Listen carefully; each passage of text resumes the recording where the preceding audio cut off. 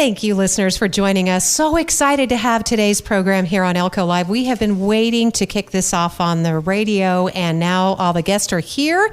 It's a huge, exciting event for our community, and there are many collaborators joining us in studio today to talk about 1,000 Cranes. This is our very own celebration of Asian Pacific American Heritage Month.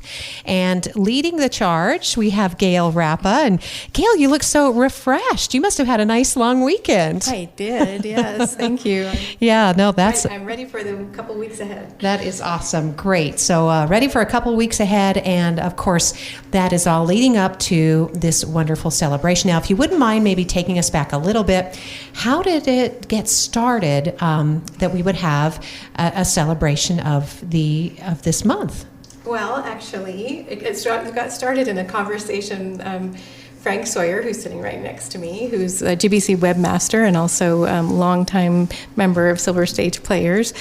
We were chatting in the office, and I said, one thing I'd love to see is a production of 1,000 Cranes, and we were talking about all the different ways that we could, join the community. And he just lit up and he said, "Let me take it to Silver Stage and see what they think." And they were really excited about it. So it kind of grew from that, and it's been a couple years in the making. And we had to postpone, which was fine because then we got all these wonderful additional partners. So the longer we waited, the more partners we got. So it's become a multi-partner event for sure. Oh, and Frank, of course, Frank Sawyer, who is one of the founding, I guess I couldn't say founding board members of Silver Stage Players, since it's been around for over 100 years. That might date you just a little bit. Yeah, I'm not 84, so yeah. I may feel like it today. But well, and of course, the best news is that the reason that the Cranes had to be postponed initially was because of the great gift that you and Erica were given and now share with us and your beautiful daughter. So. Yeah, very unexpected, but a terrific blessing. And like Gail said, really, truly, the project wouldn't be this scope and scale if it hadn't been for us having to delay. And the cool thing is the people that we did have involved, like the Reno Taiko Drum Group, we're still excited a year later when we wanted to see if they were still interested. So, and this is really all a testament to Gail and all the legwork that she does, because she makes these relationships, she nurtures them, and such as that we didn't lose anybody from the original idea of it, and we've gained so many community partners, both community meaning here and even in other locations. So it's pretty exciting. But yeah, it's kind of neat having a daughter. So it's just absolutely, especially anytime you can produce something like this of this scale. Great Basin College Humanities Center again taking on this project, and again, Gail, you would never be able to do it without the support of all the collaborators from the community, and including right here on campus at Great Basin College. And I know you brought with one of your dear friends and someone who has in supporting this event. Absolutely, yeah. Lynette Mcfarlane, who is a professor at GBC for elementary education. She's also the supervising. What's your title with PTK? I am the advisor. Whoops. we just have to get a few microphones. Yes. Oh. Yes. Well, thank you, Lynette, for being here. Yes. I'm happy to be here. Thank you so much.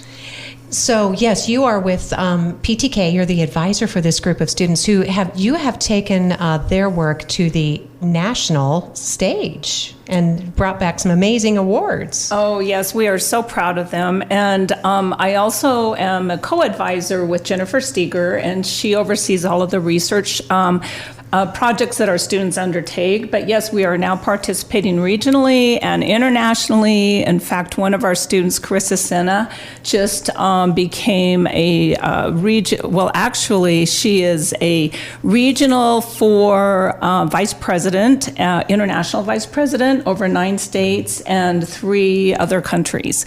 And so that is very impressive, and we're so proud of her. But it's been an exciting venture, and we are we've only just begun. Oh, how exciting, as you said, Lynette. I mean, she's from right here in Elko, from our very own Great Basin College, and serving at this international level. That is thrilling. And so it's easy to see why this kind of an observation, a celebration of Asian Pacific American heritage, would be a good fit for PTK, I'm thinking. Oh, absolutely. And we were just thrilled when Gail and the Humanities Committee and Frank reached out to our Phi Theta Kappa students and asked us to participate, because this is a momentous event.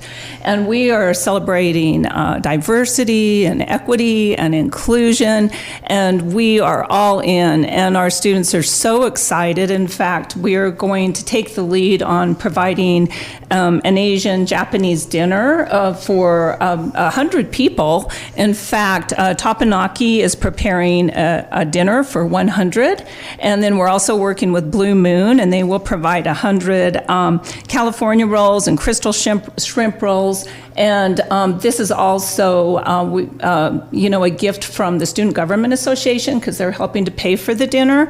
And we will be celebrating Asian cuisine on Friday, May 3rd. Am I correct? I've got the date right. Yep. And it will be served at 4:45, and it will be right after the drum presentation, and right before our wonderful presentation, our play. And so we're inviting our community, and we're super excited about sharing this cuisine with our community. Sharing the cuisine, sharing the art, the music, and that's what we're talking about. It's multimedia, multi-day. With this one-act theater production, we have, I would say, young actress in studio, but very experienced actress that we all adore, and she's going to be talking about her role in this performance as well. Gail, the taiko drums, I know everybody's especially excited about this. The panel discussion, the community read, the origami crane making event. And then there'll be some other things going on campus. Yeah, I mean, I think the hardest part of this whole project is trying to explain to people all the different things that are going on, because there's so many different aspects to it and so many different things, events happening. But let's just back up 1 minute. We've got a couple crane making events in the community before the actual event happens, on May 2nd. So we've got one this week during the reception at the Northeastern Nevada Museum. They are doing a reception for the Elko County School District Art Show, which is wonderful. It's upstairs. And so we'll be downstairs from 5:30 to 7 with a table making cranes for the families that are there, taking pictures with their students and their artwork, and trying to just get the word out about the project. So that's this Thursday. And then the Elko County Library is doing a family story time and origami crane making workshop on Wednesday, May 1st. So that's right before our first production on that Thursday. So that's from 5 to 6 p.m. And all this information is available online on our website, along with the rest of the schedule. gbcnv.edu. Go to the community tab and then click into Humanities there. Now, we want to explain to Gail, and then I'm going to have Frank talk about the one-act theater production, but the story of 1,000 Cranes might be familiar, and I think too, Lynette, speaking to early childhood education and early learning, this story is based on true events about this little girl. Yeah, so... And Frank's going to say the name better than I do, because I say Sadako, but is that correct, Frank? Sadako Sasaki, yeah. Actually, Sarah Walls, one of our cast members, actually in the script there is a phonetic pronunciation. So according to the script of the play anyway, it's Sadako Sasaki. Oh. So Sadako. Okay. Sadako. Let's all honor her. And Katie right here should know that better, because she is Sadako. Yeah, that's Sadako. right. Yes. So Sadako Sasaki, the one act is based on her life. The books that we're doing as part of the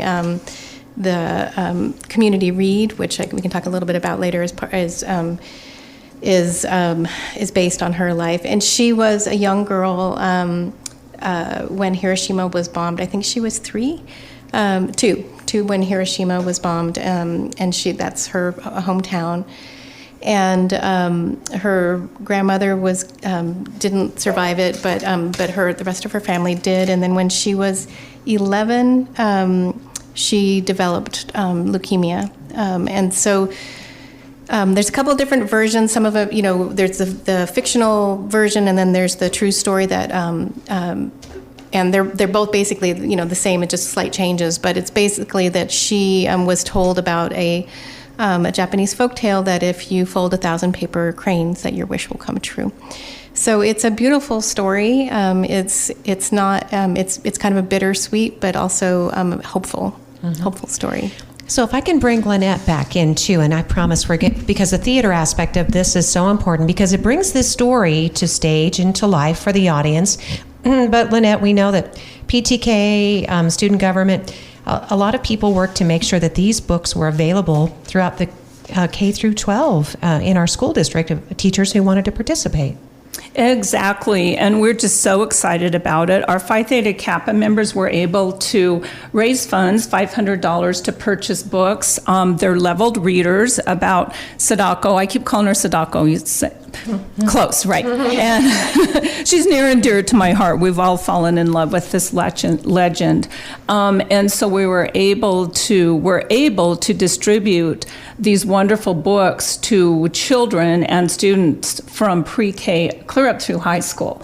And our elementary education program supervisor, Denise Padilla, is connecting with different instructors in the campus, and they have agreed to teach the study of Sadako, the hardest race of her life, and the race against time. And for all of us, we are, everywhere we go, you are seeing cranes being folded at the GBC Child and Family Center, in schools. Our administrative assistants are folding cranes. And I guess it's our way to really stand up for peace in our communities and in our world. And so we're very, very excited that while all of this is happening, our students are also studying about what occurred when the atomic bomb was dropped on Hiroshima. And so yes, very, very excited about it. And in the meantime, if anybody has a few minutes, please pick up some paper, and you can even Google and figure out how to fold origami cranes on the internet. And I just wanted to mention too that Gail's son Teo has been an amazing instructor and mentor to everyone who wishes to fold cranes. He has taught many of us on campus and in our community how to fold these beautiful cranes, and we hope to put them into a mobile. And we're going to, yes, thank you, Lynette. We are going to talk more about those mobiles and the significance and everything that Lynette Mcfarlane does through Great Basin College and early learning and childhood education. That is when we can teach our children about empathy and care and, as you said, peace and hope. And in fact, Gail, how to sustain hope in the face of adversity is really the theme central to this observance, I understand. Yeah, that's exactly right. And so in addition to, Sadako's story and all of the things that go along with that, we're also having a panel discussion about the Japanese internment camps. So it's kind of the other side, what was going on here in America. And it's a story that's not often told. So we're really fortunate to have Frank Abe. So we were able to purchase and all of this is with the help of Nevada Humanities. I have to plug the Nevada Humanities a lot. We got a project grant from them that helping us to do this, huge community event. So he wrote a book with another artist called "We Hereby Refuse: Japanese American Resistance to Wartime Incarceration." So he's going to be joining us virtually. We'll be Zooming him in. And then we have two other panelists that are joining us from Reno. And I'm going to grab their names right here. And these are people that are experts on studying Japanese wartime incarceration. And again, the significance of this. And, we're at a crossroads in our country, in our in our lifetime, making some very important decisions. Yeah, absolutely. Yeah. Yes. So the panel is called Resistance and Resilience, Reflections on the Japanese American Incarceration During World War II. And Frank Abe, who I mentioned, the author of the graphic novel, Dr. Meredith Oda, who is an Asian history professor at UNR, Maya Hannon, who's a Japanese American artist from UNR, will both be joining us on the panel as well. And Kerry Yamamoto will also be on the panel, and he's also in the taiko drum troupe. He's one of the lead drummers, and he is also he's president of the Japanese American League in Reno.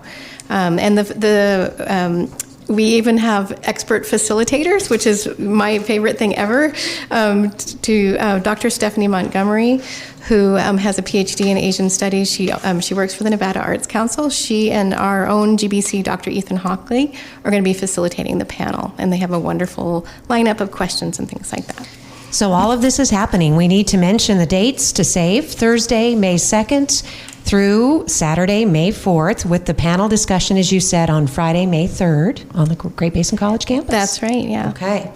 So, Gail, now let's talk about bringing this production to life. All of the beautiful books that have been written, and the graphic novel that you talked about that Frank Abe wrote, that is appropriate for high school and college age and adults to understand. Sure, right, absolutely. Right. But it all goes into this performance. And so, Frank, it's your turn. Oh, you want Katie to talk first? Okay.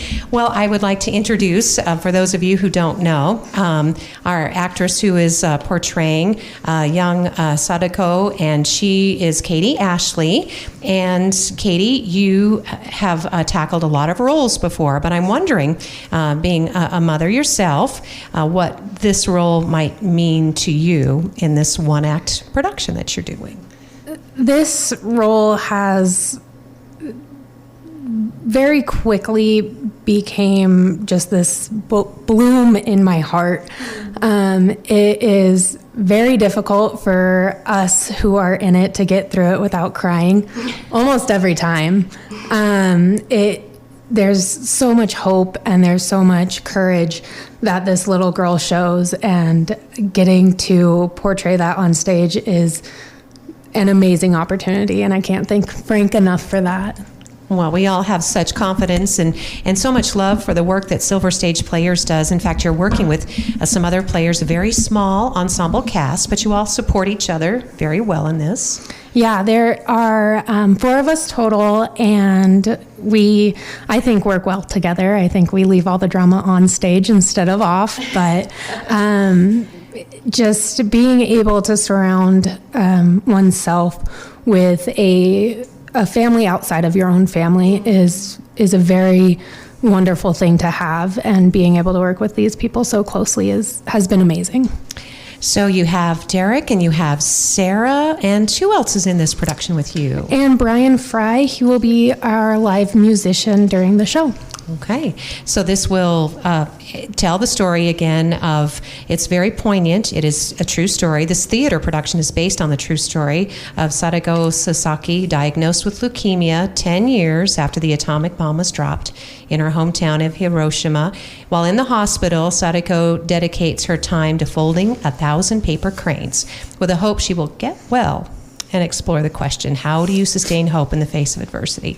Well, she did not get well, but this life lesson lives on in us and reminds us that we can and must do better. And Frank, I was hoping you wouldn't mind talking about, because this has been a work in progress too, where you're weaving in the live drum performance, right? The taiko drumming, which I know you're a huge fan of, so yeah. Yeah, it's kind of an interesting thing to say that you're a taiko drum fanatic along with didgeridoo music, but it's been decades. I have a pretty extensive collection of my own of different groups performing taiko, and I was really, really humbled by Raiko, who is she is the leader of the Reno troupe, and she offered to compose a original piece for our show. And that just shocked me because that doesn't happen very frequently. And I was very grateful to her. We just found out within last week that the piece is about 7 minutes long. She composed it, but the whole group will be participating. And the title of it is Indigo Blue. And what her vision of this piece was to lift up that idea of hope and perseverance and courage, all these great things that we associate with Sadako. So, it's just amazing to me. So we worked out some details over email, and so what's going to happen is that the 4 performers in the show will get to the end of the text, and then Raiko will lead the Reno Taiko group into this piece, and then that becomes literally the end of our show, and then the 4 performers will come out and get some love on a curtain call and all. But I don't know how to explain it. It's something that's really special when somebody takes the time, and we always encourage all the artists and all their disciplines.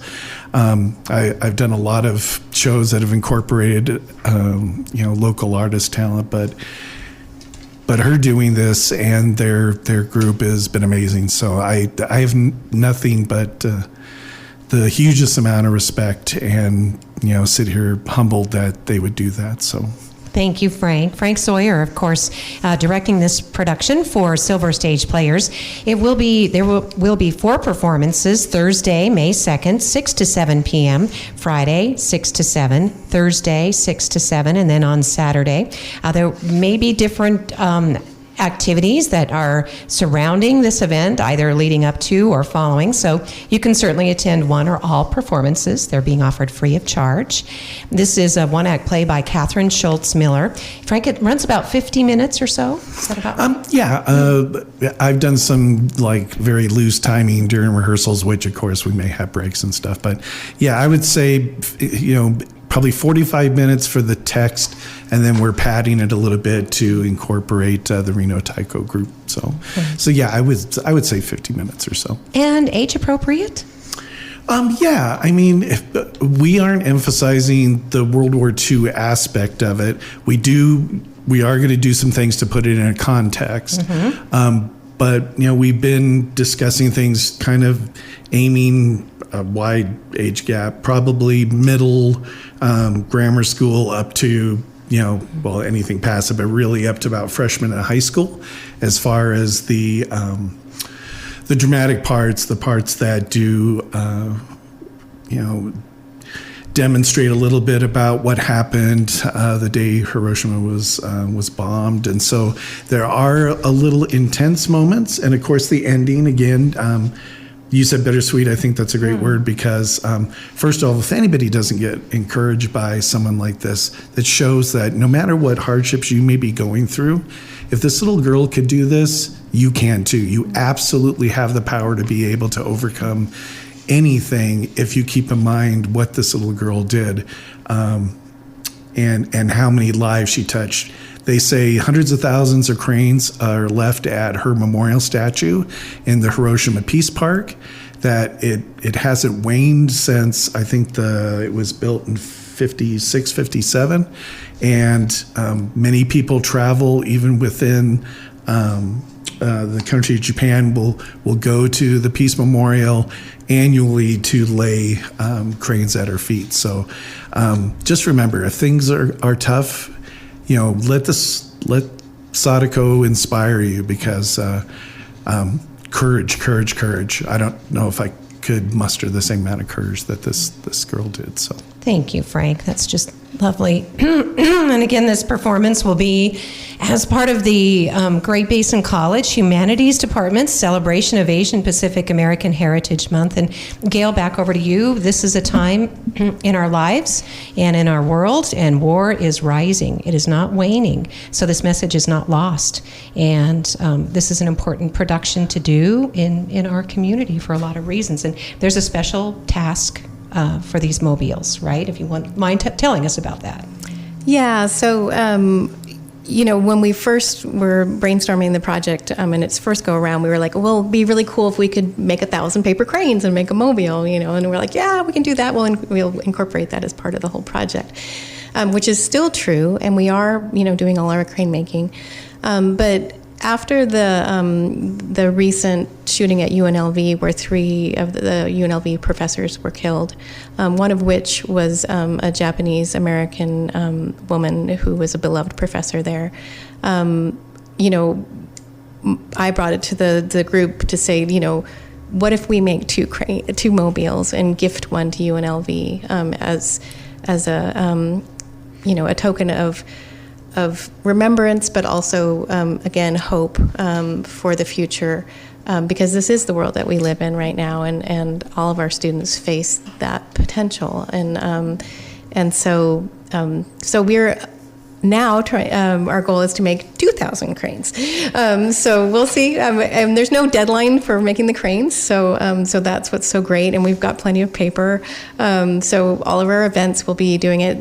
We'll be 1 hour before each of the one-act performances, we'll be making cranes. So if you want to come early and make cranes, all the events are free. We are just asking if you can and you're willing to make a crane as a donation. We have a little sign that says, make one for you and one for us, and so you can keep one for yourself and give one to us.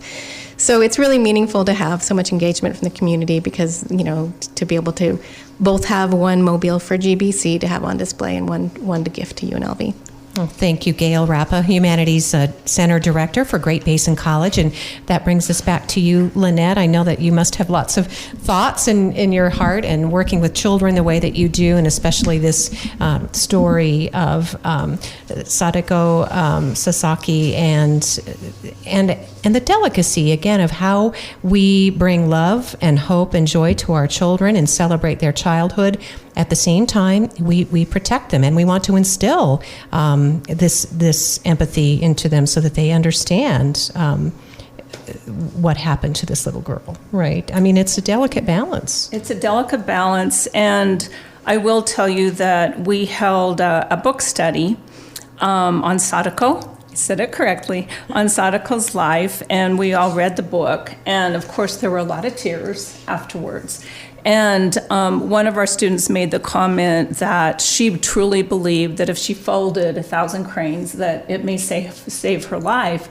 And another student commented on the fact that in reality, she did fold 1,600 cranes. And from what we understand, they were placed in her casket, and one of the students stated that they felt that those cranes carried her into heaven. Mm-hmm. And so that's how we ended our study. And so we really wanted to get deep into the story and into the importance of being kind and tolerant and working towards peace on all levels in all communities in all of our states in our country and in our world.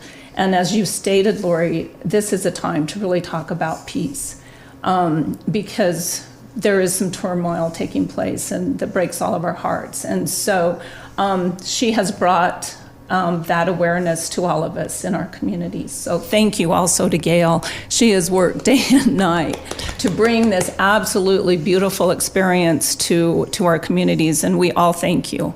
Oh, thank you. Thank you, Lynette Mcfarlane, of course, Great Basin College PTK advisor. Thank you for inspiring your beautiful students to do the work that they do.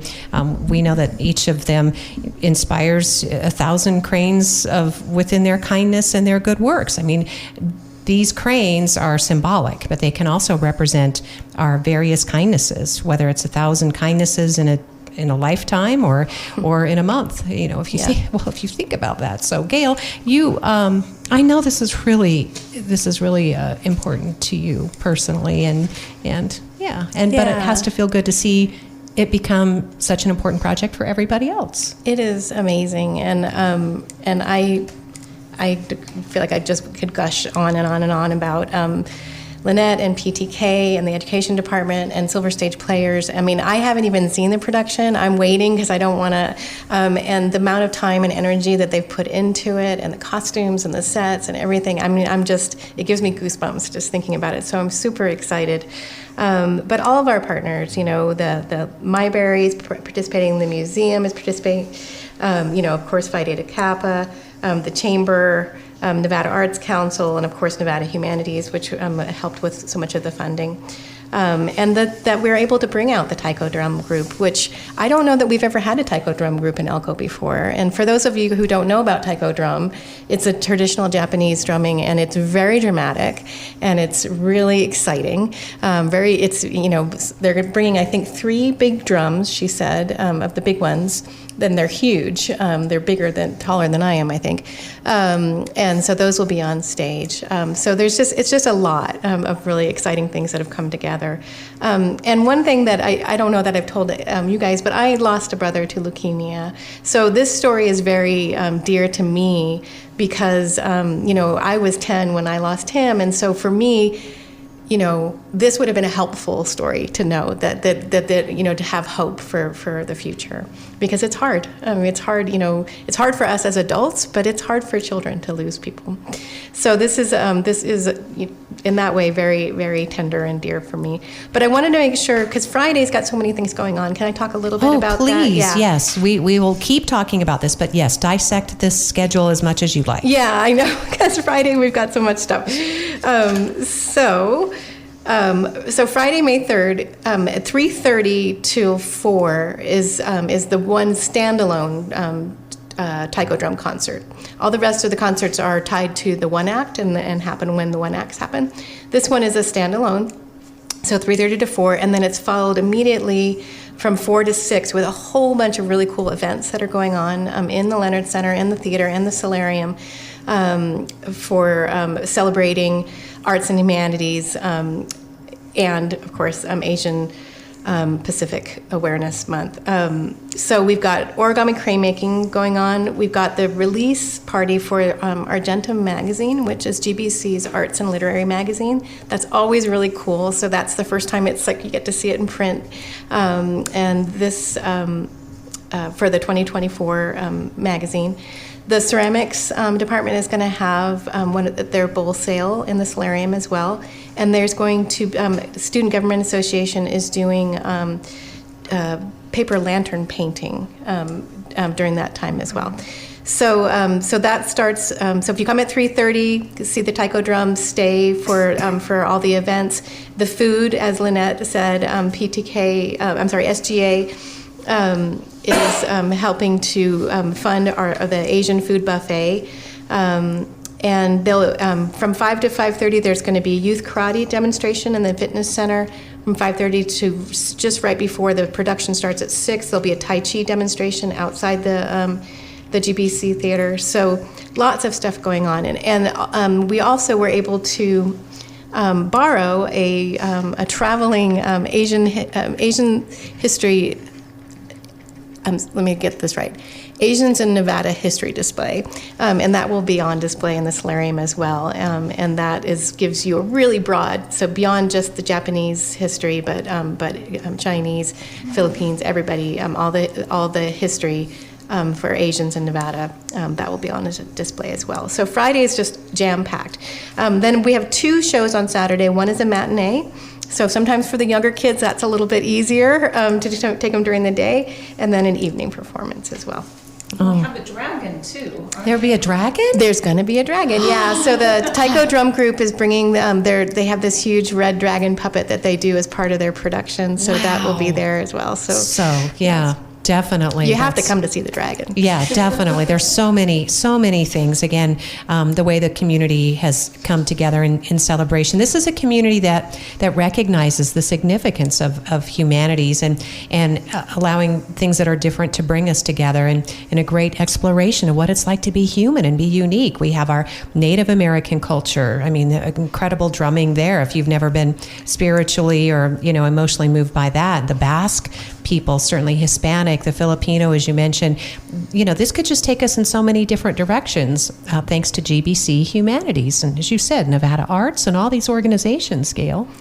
Yeah, and we're, like I said, we have been blown away by everyone's generosity. The Silver Stage players, they all do this in their spare time. So nobody's getting paid. Nobody's getting paid to do this. Right. Thank you, Katie. Yes, and so, there's. I know. I could, like I said, I could go on and gush and gush because there's so many folks that are putting so much time and effort towards this, and I hope that the community will come and enjoy it. Certainly so. May 2nd through May 4th, all events at the Great Basin College Elko campus, except for those we mentioned that are participating partners at Mybrary, the Northeastern Nevada Museum. Folks are folding cranes in offices and workspaces, and that's all made possible thanks to people who, it started with one person making a crane. I mean, Teo's showing us how to make one crane, and then look at thousands of cranes hopefully will be made. Right, yes. That's our goal. And then Teo, who just happens to be my son, but I would, even if he wasn't, I would be highlighting his work because he is an origami artist. Yes. He's self-trained and he's gotten quite accomplished. And so we have a little display of his more advanced origami models at the GBC library. So you can come and see like amazing beetles and scorpions and bugs and bears and foxes and all sorts of different things. Even an elephant? And an elephant, Yes. yeah. There's all sorts of origami. And for the folks who don't know, origami is all folded. There's no cutting or gluing or taping or anything. It's all folded from one piece of paper. And then in that at the library there is a basket for people to bring their cranes to, so that they can and there's paper there if you need it and instructions as well. You can land them there. And I love, I interviewed Teo and he told me something that obviously we know, but it really hadn't occurred to me. The reason he loves origami so much, it's one sheet of paper. It's the same size every time. It's what you do with that one sheet of paper, the same size every time, that makes something entirely different. And I thought, you've just taken my breath away, friend. It's just such a sweet human. So good job, Mom and Dad. Yeah, good job. Thanks. And we will, later today, we will have he did create a tutorial. You can find tons of tutorials online for how to make a crane. But we did ask him to do a simple tutorial, so we'll have that online, and I'll be sharing that on our socials as well. So if folks, want to follow that, they can follow that. All right. All these materials, supplies for the crane making will be provided through Great Basin College, so stop by the museum or Mybrary. We'll get it done, all right? We've got to get those cranes done. Yeah. So, thank you. I hope we got to everything we were hoping to today, Gail. I mean, you can come back. Yeah? I think so. I mean, I think more talk about the one act.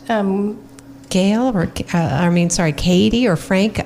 Katie, you only said one tiny thing, but it was so sweet that that I don't know if we got to what you were hoping to. I mean, you're in this production. You're a mom. Do you think that children will come away with a deeper sense of meaning?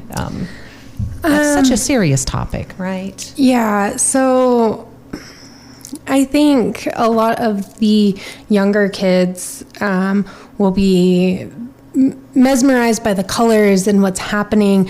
I know my son, he's excited. He just gets to see me act. But for the older kids, I do think that it's a message that will really resonate with them. You never know how much teenagers, preteens, and even those older elementary age kids are going through and what they actually take in and what they walk away with. And for them to see this story of hope and courage and community, I think it'll really resonate with them and they'll walk away with something good. Well, Katie, I think we're just going to leave it right there. It's called a mic drop. All right. Thanks, you guys, so much. Thank you. And listeners, find out more online, gbcnv.edu. You can click on the community tab and then find the humanities section. Thank you for joining us for Elko Live today.